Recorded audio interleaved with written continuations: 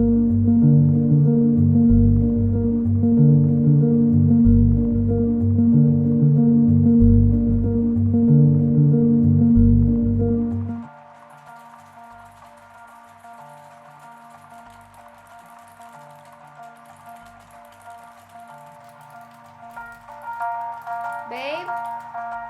Did you call me?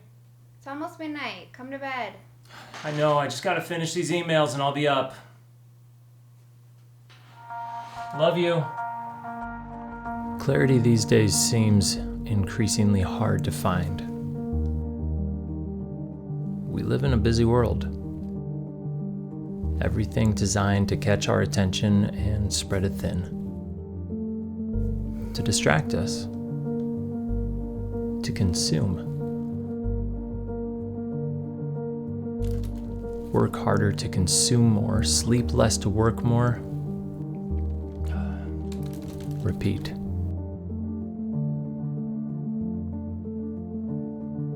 And the louder the world gets, the more I long for quiet.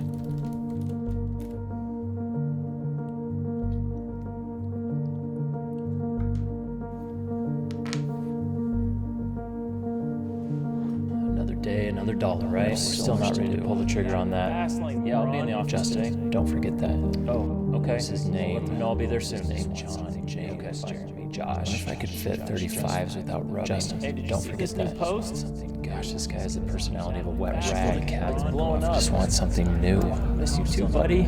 See you after work. If I could start a business. I do not want to go in here today.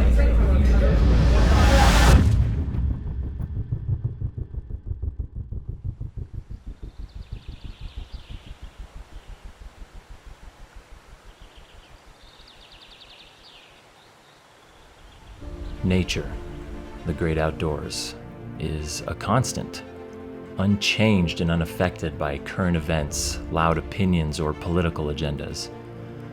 For me, nature has always been my quiet place, a refuge from the noise of the world, the busyness of everyday life. Out amongst the trees or under the stars, exploring the rugged landscape of the desert, is where I feel clarity.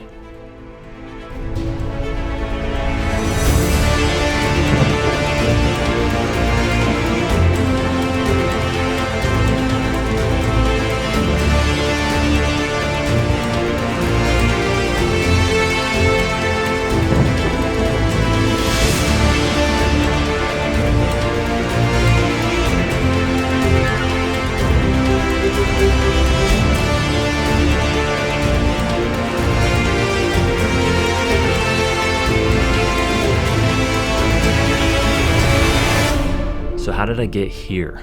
How did I end up in a spot where I feel the need for an escape? When did nature become that place for me? Well, let me rewind about 31 years. For the most part, I would say my childhood was not a typical one. Some of my earliest memories begin on the side of a small mountain in eastern Oregon. My family lived on a 10-acre property surrounded by the beautiful Oregon countryside. When recounting some of my early childhood memories, most people stare in disbelief when I mention that we lived there for over 2 years with no electricity and no running water. I can remember my dad putting on his boots on cold winter nights and stepping out into the snow.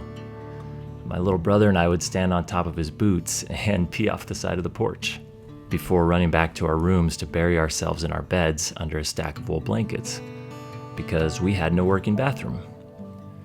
Several times I remember waking in the mornings, long after our wood stove had gone cold, to thin sheets of frost across the floors inside our home.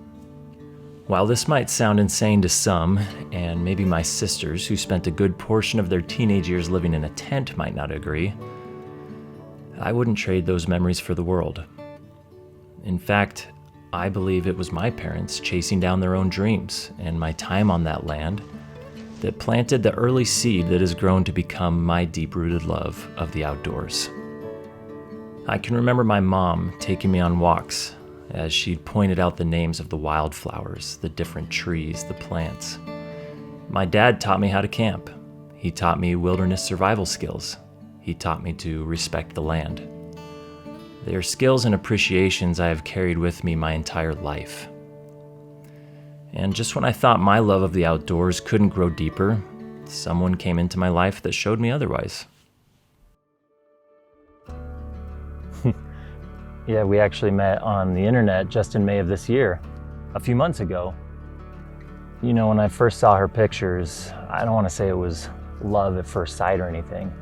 I'm not sure I even believe in that, but I definitely felt something. We hadn't even met yet, and I found myself shuffling things around, making sure my finances were in order in an effort to put my best foot forward, almost assuming that she would be a part of my life someday. And when we finally did meet, it went even better than I expected. She was even prettier than in her photos. We ended up taking a long drive and getting to know each other. And after that, I just kind of knew. So at the end of the night and our very first time meeting, I slid cash across the table and I asked her to come home with me. She didn't say much, but I knew she felt the same. That was the day that I bought my Toyota Tundra with dreams of building an Overland rig. We've been kind of inseparable ever since.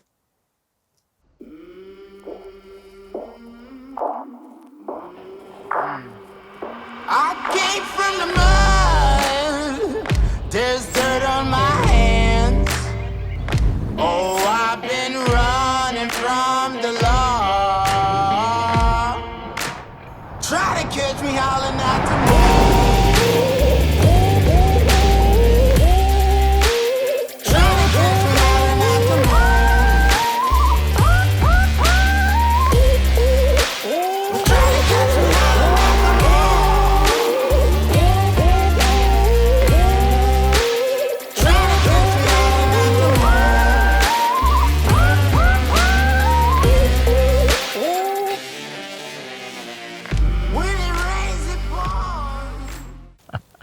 That was actually a lot of fun to film, but in all seriousness, I did meet this babe of a woman. Her name is Carrie Jane, and we actually met on Tinder. We've been married now for almost 5 years, and we have 2 amazing little boys, Ranger and Rusty. You know, becoming a parent really makes you focus on what's important in life, because naturally we want what's best for our kids. We had a tough moment last year that really drove that point home for me. Our youngest son, Rusty, wasn't even 2 weeks old yet. My parents were making the drive down from Utah to visit their newest grandkid. When the phone rang, I was expecting an update on their trip, and my heart dropped when my mom said in shock that they had just been in a serious car accident.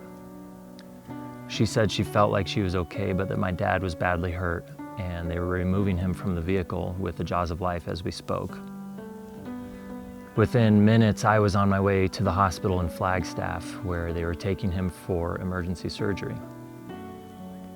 It was a tough 2-hour drive, balancing my thoughts, fearing the unknown, and mentally preparing for the possibility that I could lose my dad that day. He was bleeding internally, his ribs were broken, and he was considered a high-risk patient due to prior heart conditions. When I arrived at the hospital, my mom and I hugged, and she was badly bruised and still shaken up, but otherwise okay. We waited together for over 2 hours, unable to see my dad while they operated on him. When the surgeon finally came, he let us know that he was stable, but they had made an incision from his chest down below his belly button to remove 2 feet of damaged intestine and stop the internal bleeding. We slept in chairs in the hospital that night, and I had a lot of time to think and reflect. Even telling this story now stirs up feelings that I probably haven't shared enough with my parents. Feelings of gratitude. My dad had taken a direct hit from a pickup truck that T-boned their newly lifted 4Runner at over 50 miles an hour. I could have lost my parents that day. It made me think about the things my parents taught me that I want to pass along to my boys. My parents taught me morals and respect. They taught me to chase my own dreams. And they taught me the importance of family. and they instilled in me a deep appreciation and love for the outdoors by practicing it and being out in it whenever and however possible.